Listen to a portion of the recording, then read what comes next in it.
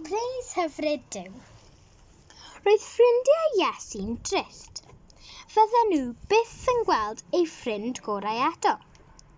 Sut gallai hyn ddigwydd? Roedd Duw wedi addo mae Iesu fyddai'r achubwr y brenin. Nid dyma oedd diwedd y stori I fod. Aroswch funud, pwy soniodd am ddiwedd? Cyn i'r wawr dorri ar y trydydd ddydd, anfonodd Duw daeargryn ac angel o'r nefoedd. Pan welodd y gwarchodwyr yr angel, disgynnon nhw I lawr mewn braw. Gwthiodd yr angel y garreg enfawr o'r ffordd ac eistedd arni. Wrth I belydrau cyntaf yr haul dorri drwy'r cymylau, dechreuodd Mair Magdalen a'i ffrindiau gerdded tuag at y bedd I olchi corff Iesu.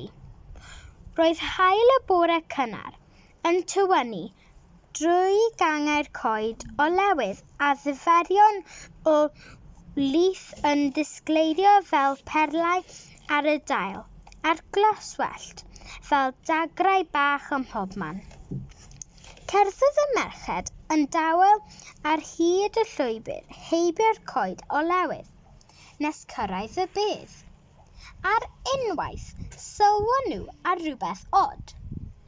Roedd yn llydan agored.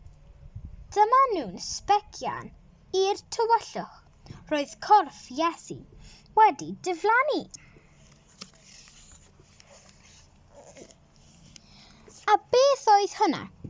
Dyn tal yn gwisgo dillad disglair wedi i'w gwneud o fellt.